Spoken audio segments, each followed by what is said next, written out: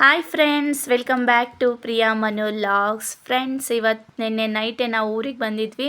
So ಇವತ್ತು ಅಪೂರ್ವನ್ನ ಊರಿಗೆ ಕಳಿಸ್ಕೊಡ್ತಾ ಇದ್ದೀವಿ. ಸೊ ಇವತ್ತು ಅವಳಿಗೆ 9 ಮಂತ್ಸ್ ರನ್ನಿಂಗ್ ಇದೆ. ಈಗ ಆಷಾಢದಿಂದ ಈಗ ಊರಿಗೆ ಅವರು ಶಾಸ್ತ್ರ ಪ್ರಕಾರ ಕರ್ಕೊಂಡು ಹೋಗ್ತಿದ್ದಾರೆ. ಹಾಗಾಗಿ ನಾವು ಇವತ್ತು ಅಪೂರ್ವನ ಕಳಿಸ್ಕೊಡೋಕ್ಕೆ ಅಂತ ನೈಟೇ ಬಂದ್ವಿ. ಸೊ ಬನ್ನಿ ಏನೇನು ಮಾಡ್ತಿದ್ದಾರೆ ಅಂತ ನೋಡೋಣ. ಪುನೀತಣ್ಣನು ಆಲ್ರೆಡಿ ಎದ್ದು ಎಲ್ಲ ಫ್ರೆಶ್ ಅಪ್ ಆಗಿ ನಿಂತಿದ್ದಾನೆ. ಅಪೂರ್ವ ಕೂಡ ಪಲಾವಿಗೆಲ್ಲ ರೆಡಿ ಮಾಡ್ತಾ ಇದ್ದಾಳೆ. ಇವತ್ತಿನ ಅಡುಗೆ ಪಲಾವು ಮತ್ತು ಪಾಯಸ ಎಲ್ಲ ನೆಂಟರು ಸ್ವಲ್ಪ ಅವರು ಬರೋದ್ರಿಂದ ಕರ್ಕೊಂಡು ಹೋಗೋಕ್ಕೆ ಸ್ವಲ್ಪ ಜನ ಇವತ್ತು ಪಲಾವು ಎಲ್ಲ ಸ್ವೀಟ್ ಅಡುಗೆ ಮಾಡ್ತಾ ಇದ್ದಾರೆ. ಅಮ್ಮ ಕೂಡ ತರಕಾರಿ ಎಲ್ಲ ಸಾಂಬಾರಿಗೆ ಎಲ್ಲ ರೆಡಿ ಮಾಡ್ತಾ ಇದ್ದಾರೆ. ಹಳ್ಳಿ ಅಂದರೆ ಈ ಸೌದೆ ಒಲೆ ನೋಡೋದೇ ಚಂದ. ಬೆಳಗ್ಗೆ ಎದ್ದು ಇದ್ರ ಹತ್ರ ನಿಂತ್ಕೊಂಡು ಬೆಚ್ಚಗೆ ಕಾಫಿ ಕುಡಿತಾ ಇದ್ದಾರೆ, ಫೀಲೇ ಬೇರೆ. ನೋಡಿ, ನಮ್ಮ ಗುಂಡನೂ ಕೂಡ ಎದ್ದು ಚಳಿಗೆ ಹಾಗೆ ಮುದ್ರಕೊಂಡು ಕೂತಿದ್ದಾನೆ. ಥ್ಯಾಂಕ್ ಯು ಕೊಡೋ ಗುಂಡ ಅಂದರೆ ಇವಾಗ ಅಷ್ಟು ಆ್ಯಕ್ಟಿವ್ ಇಲ್ಲ. ಥ್ಯಾಂಕ್ ಯು ಎಲ್ಲ ಕೊಡ್ತಾನೆ, ತುಂಬ ಆ್ಯಕ್ಟಿವ್ ಇವನು. ಆದರೆ ಈಗ ಯಾಕೋ ಸೈಲೆಂಟಾಗಿ ಚಳಿಗೆ ಮುದ್ರಕೊಂಡಿದ್ದಾನೆ. ಬೆಳಗ್ಗೆ ವೆದರ್ ಅಂದರೆ ಹಳ್ಳೀಲಿ ತುಂಬ ಚೆಂದ. ಮನೆ ಹತ್ರ ಆಚೆ ವೆದರ್ ತುಂಬ ಕೂಲಾಗಿ ಚೆನ್ನಾಗಿರುತ್ತೆ. ಜೊತೆಗೆ ಒಂದು ಲೋಟ ಕಾಫಿ ಕುಡಿತಾ ಆಚೆ ನಿಂತ್ಕೊಬಿಟ್ರೆ ಅದ್ರ ಫೀಲೇ ಬೇರೆ ಚೆಂದ ಈ ವಾತಾವರಣ. ಹಾಗೆ ಹಳ್ಳಿ ಅಂದರೆ ಅಷ್ಟು ಚೆನ್ನಾಗಿರುತ್ತೆ ಒಂಥರ ಬೆಳಗ್ಗೆ. ಹಾಗೆ ಅಪೂರ್ವ ಕೂಡ ತರಕಾರಿ ಎಲ್ಲ ರೆಡಿ ಮಾಡ್ತಾ ಇದ್ದಾಳೆ ಪಲಾವಿಗೆ ಅಂತ. ಸೊ ತರಕಾರಿನೆಲ್ಲ ಹೆಚ್ಚಿ ಪಲಾವಿಗೆ ರೆಡಿ ಮಾಡಿಟ್ಟಿದ್ದಾರೆ.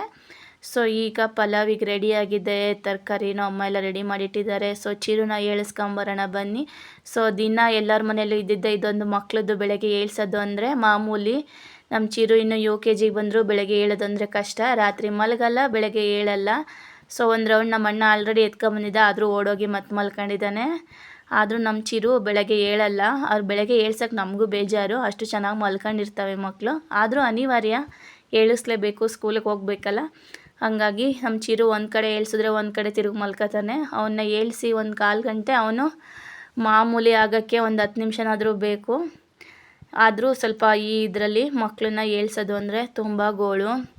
ಹಾಗೆ ಚಿರುನು ಕೂಡ ಏಳಿಸಿ ಇವಾಗ ಚರಿ ಅವ್ರ ಅಪ್ಪನ ಜೊತೆ ಪಕ್ಕದ ರೂಮಲ್ಲಿ ಮಲ್ಕೊಂಡಿದ್ದಾನೆ. ಚರಿನೂ ಕೂಡ ಎದ್ದು ಬಂದ.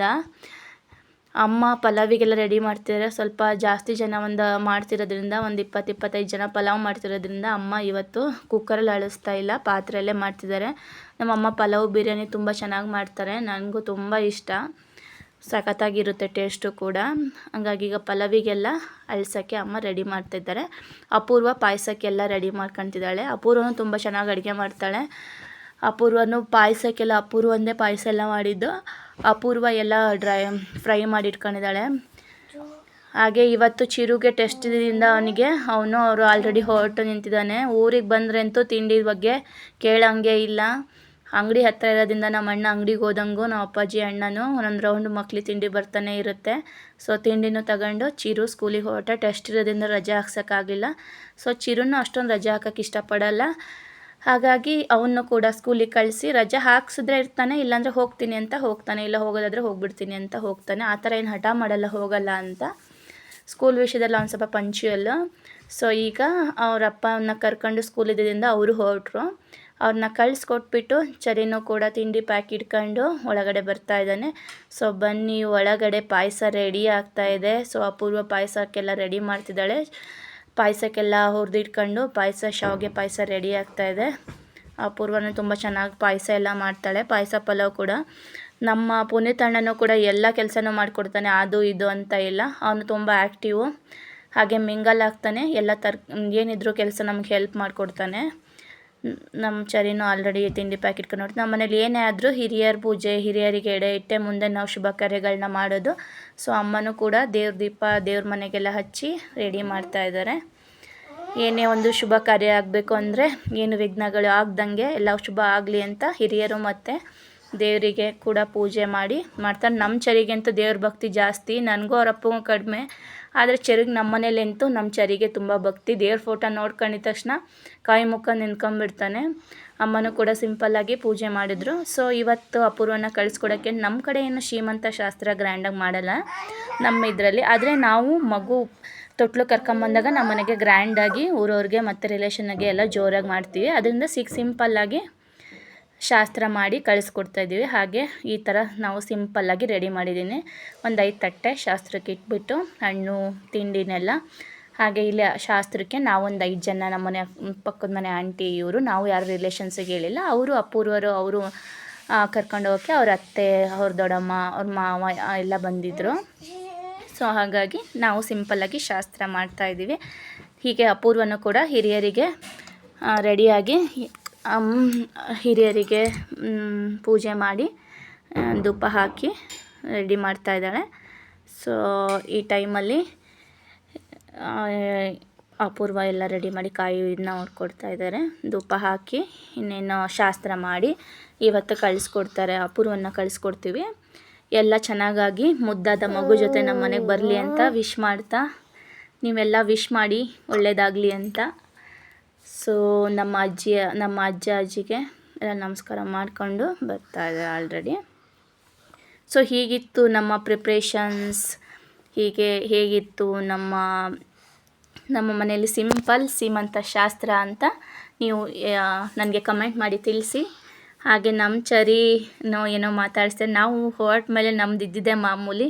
ಒಂದು ಸ್ವಲ್ಪ ಫೋಟೋಸ್ ನಿಸರ್ಗ ಬಂದಿದ್ಲು. ನಿಸರ್ಗ ಹಾಗೆ ನೋಡಿ ಮಾವ ಇವರು ಅಪೂರ್ವರ ಅಪ್ಪಾಜಿ ಗುಡ್ಲು ಮಾವ, ಅವ್ರ ಮಾವ ಅಪೂರ್ವರ ಮಾವ, ಅಪೂರ್ವರ ತಮ್ಮ ಅತ್ತೆ ಮಗ. ನಾವೊಂದು ಸ್ವಲ್ಪ ಫೋಟೋ ಇಲ್ಲ ಅಂದರೆ ನಮಗೆ ಆ ಫಂಕ್ಷನ್ ಇನ್ಕಂಪ್ಲೀಟು. ಸೊ ನಾನು ನಿಸರ್ಗ ಫೋಟೋ ತೆಗಿಯೋಕ್ಕೆ ಅಂತ ನಿಂತಿದ್ವಿ. ಅಪೂರ್ವಂಗೂ ಹೀಗೆ ಮಾಡು ಅಂತ ಹೇಳ್ತಿದ್ವಿ.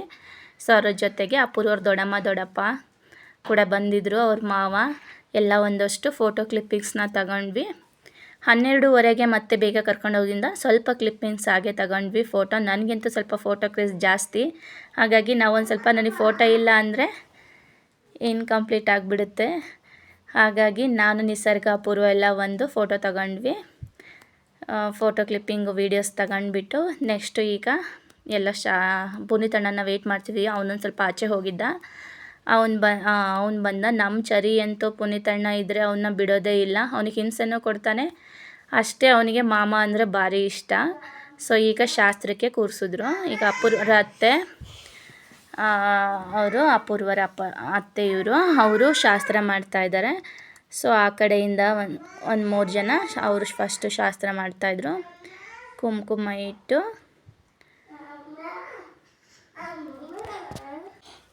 ಅವರ ಅತ್ತೆ ಎಲ್ಲ ಶಾಸ್ತ್ರ ಮಾಡಿ ಕೊಡ್ತಾ ಇದ್ದಾರೆ. ಯಾವ ಹೆಣ್ಮಕ್ಳಿಗಾದರೂ ಈ ಥರ ಶಾಸ್ತ್ರ ಮಾಡಿಸ್ಕೊಂಡು ಸೀಮಂತ ಮಾಡಿಸ್ಕೋಬೇಕು ಅಂತ ಇಷ್ಟ ಇರುತ್ತೆ. ಗ್ರ್ಯಾಂಡಾಗಿ ಅಂತ ಏನಿಲ್ಲ, ಒಟ್ಟಿಗೆ ಏನೋ ಶಾಸ್ತ್ರ ಅದೊಂದು ಮಾಡಿಸ್ಕೊಳ್ಳೋದು ಅನ್ನೋದೊಂದು ಖುಷಿ.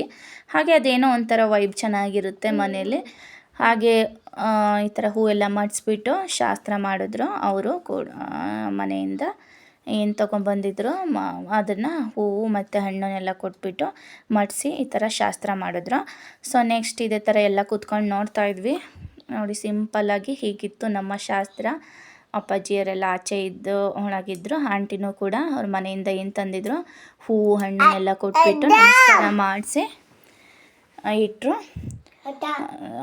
ಸೊ ನೆಕ್ಸ್ಟ್ ದೊಡ್ಡಮ್ಮನೂ ಕೂಡ ಶಾಸ್ತ್ರ ಮಾಡ್ತಿದ್ದಾರೆ. ಒಂದು 3 ಜನ ಶಾಸ್ತ್ರ ಆ ಕಡೆಯಿಂದನೂ ಶಾಸ್ತ್ರ ಮಾಡಿದ್ರು. ನಾವು ಕೂಡ ಒಂದು 3-4 ಜನ ಈ ಕಡೆಯಿಂದನೂ ಶಾಸ್ತ್ರ ಮಾಡಿದ್ವಿ. ಸೊ ಅವ್ರ ದೊಡ್ಡಮ್ಮ ಆರತಿ ಮಾಡಿ ಅವರು ಕೂಡ ಒಳ್ಳೆಯದಾಗಲಿ, ಆರೋಗ್ಯವಾಗಿ ಮಗು ಆಗಲಿ, ಎಲ್ಲ ಚೆನ್ನಾಗಾಗಲಿ ಅಂತ ಎಲ್ಲರೂ ವಿಶ್ ಮಾಡ್ತಾ ಹೀಗೆ ಅವರ ಅಪೂರ್ವರ ಅವರು ಸ್ಯಾರಿ ಏನು ತೊಗೊಂಬಂದಿದ್ರು ಮನೆಯಿಂದ ಸ್ಯಾರಿನೆಲ್ಲ ಕೊಟ್ಟು ಶಾಸ್ತ್ರನ ಮಾಡ್ತಾಯಿದ್ದಾರೆ.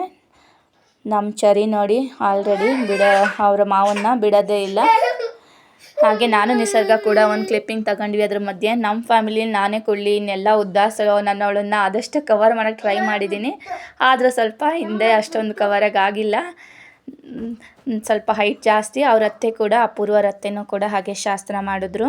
ಆಮೇಲೆ ನೆಕ್ಸ್ಟು ಅಮ್ಮನೂ ಕೂಡ ಹೀಗೆ ಶಾಸ್ತ್ರ ಆರತಿ ಮಾಡಿ ಶಾಸ್ತ್ರ ಮಾಡಿದ್ರು. ಹಾಗೆ ದೊಡ್ಡಮ್ಮ ಬಂದಿದ್ದರು, ಭಾಗ್ಯಕ್ಕೆ ದೊಡ್ಡಮ್ಮ. ಅವರು ಕೂಡ ಆರತಿ ಮಾಡಿ ಶಾಸ್ತ್ರ ಮಾಡಿ ಒಳ್ಳೆಯದಾಗಲಿ ಅಂತ ವಿಶ್ ಮಾಡಿದ್ರು. ಸೊ ಹೀಗೆ ಎಲ್ಲರೂ ಒಬ್ಬರ ಆಮೇಲೆ ಒಬ್ಬರು ಶಾಸ್ತ್ರ ಮಾಡ್ತಾ ವಿಶ್ ಮಾಡ್ತಾ ಆಂಟಿನೂ ಪುಟ್ಟ ಆಂಟಿನೂ ಕೂಡ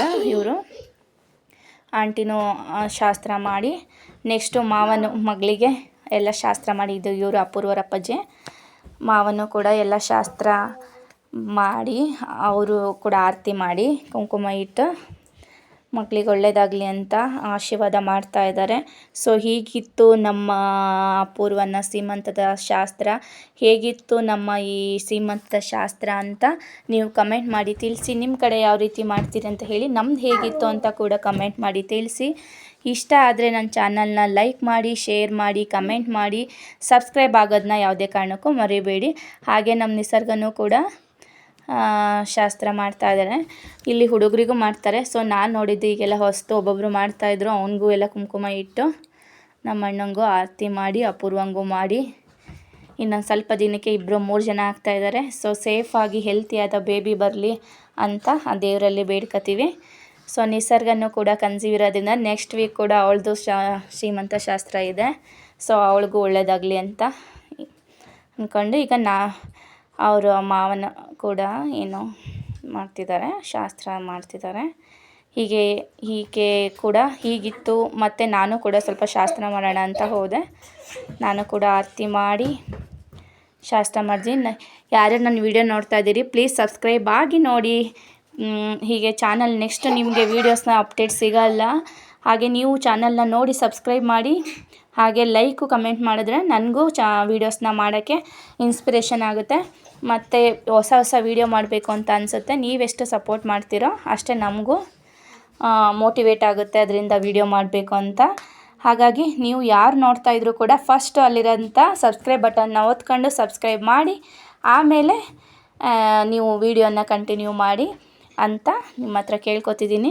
ಹಾಗೆ ನೀವೇನಾದ್ರು ಸಜೆಷನ್ ಇದ್ದರೆ ಯಾವ್ದಾದ್ರು ವೀಡಿಯೋ ನೀವು ಎಕ್ಸ್ಪೆಕ್ಟ್ ಮಾಡ್ತಾಯಿದ್ರೆ ಆ ಥರ ವೀಡಿಯೋ ಬೇಕು ಅಂತ ಕಮೆಂಟ್ ಹಾಕಿ. ನಾನು ವೀಡಿಯೋ ಆ ಥರ ಮಾಡೋಕ್ಕೆ ಟ್ರೈ ಮಾಡ್ತೀನಿ ನನ್ನ ಕೈಲಾದಷ್ಟು. ಹಾಗೆ ಬಳೆ ಎಲ್ಲ ತೊಡಿಸಿ ನಾನು ಕೂಡ ಸಿಂಪಲ್ಲಾಗಿ ಶಾಸ್ತ್ರ ಮಾಡಿದೆ. ಸೊ ಈ ಟೈಮಲ್ಲಿ ನಮ್ಮ ಚಿರುನ ತುಂಬ ಮಿಸ್ ಮಾಡ್ಕೊತಾ ಇದ್ದೀವಿ.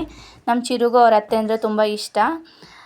ನಮ್ಮ ಚರಿಗೆ ಅವ್ರ ಮಾವನ ಜೊತೆ ಜಾಸ್ತಿ ಮಿಂಗಲು ಅಟ್ಯಾಚ್ಮೆಂಟು. ಚಿರುಗೆ ಅವ್ರ ಅತ್ತೆ ಜೊತೆ ತುಂಬ ಅಟ್ಯಾಚ್ಮೆಂಟು. ಹಾಗೆ ಇವತ್ತು ಅವನಿಗೆ ಟೆಸ್ಟು ಈ ಮಧ್ಯದಲ್ಲಿ ಬಂದಿದ್ದರಿಂದ ಸೊ ಅವನಿಗೆ ಇವತ್ತು ರಜೆ ಹಾಕ್ಸೋಕ್ಕಾಗಲಿಲ್ಲ. ಟೆಸ್ಟ್ ಅನಿವಾರ್ಯ ಕಳಿಸ್ಲೇಬೇಕಾಯಿತು. ಅವನು ಕೂಡ ಹೋಗ್ತೀನಿ ಅಮ್ಮ ಅಂದ. ಹಾಗಾಗಿ ಅವನ್ನ ಅವರಪ್ಪ ಕರ್ಕೊಂಡೋದ್ರು. ಇಲ್ಲ ಅವರಪ್ಪನೂ ಮತ್ತು ಚಿರುನೂ ಕೂಡ ಈ ಟೈಮಲ್ಲಿ ಇಲ್ಲೇ ಇರೋರು. ಸೊ ಎಲ್ಲ ಒಳ್ಳೆಯದಾಗಲಿ ಅಂತ ನಾನು ಕೂಡ ಬೇಡ್ಕೊಂಡು ಅವಳಿಗೆ ಆರತಿನ ಮಾಡ್ತಾಯಿದ್ದೀವಿ. ಸೊ ಹೀಗಿತ್ತು ನಾವು ಮಾಡಿದ ಸಿಂಪಲ್ ಸೀಮಂತ ಶಾಸ್ತ್ರ ಅಂತ. ಹೇಗಿತ್ತು ಅಂತ ನನಗೆ ಕಮೆಂಟ್ ಮಾಡಿ ತಿಳಿಸಿ. ಹಾಗೆ ಒಂದು ಲೈಕ್ ಮಾಡೋದನ್ನ ಮರಿಬೇಡಿ. ನಮ್ಮ ಅಪ್ಪಾಜಿ ಕೂಡ ಹಾಗೆ ಅಕ್ಷತೆ ಹಾಕಿ ಆಶೀರ್ವಾದ ಮಾಡು ಅಂತ ಹೇಳಿದ್ವಿ. ಆಶೀರ್ವಾದ ಮಾಡ್ತಿದ್ದಾರೆ. ಮನೆಯಲ್ಲಿ ಸಿಂಪಲ್ಲಾಗಿ ಈ ಥರ ಮಾಡಿದ್ವಿ. ನಿಮ್ಮ ಕಡೆ ಎಲ್ಲ ಯಾವ ರೀತಿ ಮಾಡ್ತಾರೆ ಅಂತ ನಮಗೂ ಒಂದು ಕಮೆಂಟ್ ಮಾಡಿ ತಿಳಿಸಿ. ನೋಡಿ ಹೀಗೆ ಇತ್ತು. ಹೀಗೆ ಎಲ್ಲ ಆರತಿ ಮಾಡಿ ಹಾಗೆ ಎಲ್ಲ ಕೂತ್ಕೊಂಡು ಹಾಗೆ ಮಾತಾಡ್ತಾಯಿದ್ರು ಸಿಂಪಲ್ಲಾಗಿ. ಹಾಗೆ ಊಟದ ಕಡೆ ಹೋದರೆ ಏನಿತ್ತು ಅಂದರೆ ಸಿಂಪಲ್ಲಾಗಿ ಒಬ್ಬಟ್ಟು ಊಟ ಮಾಡಿದ್ವಿ. ಒಬ್ಬಟ್ಟು, ಕೋಸಂಬರಿ ಮತ್ತು ಒಬ್ಬಟ್ಟಿತ್ತು. ಅವ್ರ ಜೊತೆಗೆ ಪಾಯಸ ಮಾಡಿದರು, ಶಾವಿಗೆ ಪಾಯಸ ಮತ್ತು ಪಲಾವ್ ಮಾಡಿದರು. ಹಾಗೆ ಅದ್ರ ಜೊತೆಗೆ ಪಲಾವಿಗೆ ರೈತ ಇರಲೇಬೇಕು. ಸೊ ರೈತ ಕೂಡ ಇತ್ತು. ಲಾಸ್ಟಿಗೆ ಅನ್ನ ಮತ್ತು ತಿಳಿ ಸಾಂಬಾರು, ತರಕಾರಿ ಸಾಂಬಾರು ಇತ್ತು. ಸೊ ಗರ್ಜಿಕಾಯಿ ಮತ್ತು ಚಿರೋಟಿ ಮಾಡಿದ್ವಿ. ಅದನ್ನೆರಡು ನಾವು ಫೋಟೋ ಕ್ಲಿಪ್ಪಿಂಗ್ ತಗೊಳಕ್ಕಾಗಿಲ್ಲ. ಸೊ ಲಾಸ್ಟಿಗೆ ಫೈನಲಿ ಆಶೀರ್ವಾದ ತಗೊಂಡು ಹೊರಡ್ತಾ ಇದ್ದಾಳೆ ಅಪೂರ್ವ. ಎಲ್ಲರಿಗೂ ನಮಸ್ಕಾರ ಮಾಡಿ ಈಗ ಅವರಿಗೆ ಬೇಗ ಟೈಮಿಂಗ್ಸ್ ಬಂದಿದ್ದರಿಂದ ಈ ಕಡೆ ತಿಂಡಿ 12 ಗಂಟೆ ಆಗಿತ್ತು. ತಿಂಡಿ ಟೈಮು ಆಗಲಿಲ್ಲ. ಅವ್ರು 12ಕ್ಕೆ ಮನೆ ಬಿಡಬೇಕಾಗಿತ್ತು ಟೈಮಿಂಗ್ಸು. ಹಾಗಾಗಿ ಎಲ್ಲರಿಗೂ ದೊಡ್ಡವ್ರಿಗೆ ಆಶೀರ್ವಾದ ತಗೊಂಡು ಅವರತ್ತೆ ಯಾರು ದೊಡ್ಡವರೆಲ್ಲ ಇದ್ದರು ಅವರಿಗೆ ಹೊರಡೋಕ್ಕೆ ರೆಡಿ ಆಗ್ತಿದ್ದಾರೆ.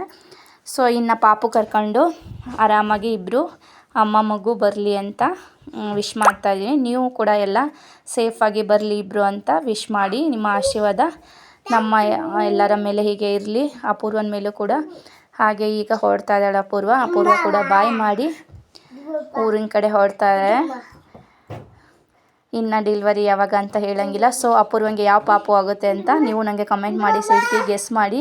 ಸೊ ನಿಸರ್ಗನೂ ಕೂಡ ನಮ್ಮ ಚರಿನ ಎಲ್ಲ ಕರ್ಕೊಳ್ಳೋಕ್ಕೆ ಇಷ್ಟಪಡ್ತಾರೆ. ಸಣ್ಣ ಮಕ್ಕಳು ಅಂದರೆ ಯಾರಿಗೂ ಕರ್ಕೋಬೇಕು ಅನಿಸುತ್ತೆ. ಸೊ ಅವನು ಅವ್ರ ಮಾವನ್ನ ಬಿಟ್ಟರೆ ಯಾರ ಕೈಲೂ ಹೋಗೋದೇ ಇಲ್ಲ.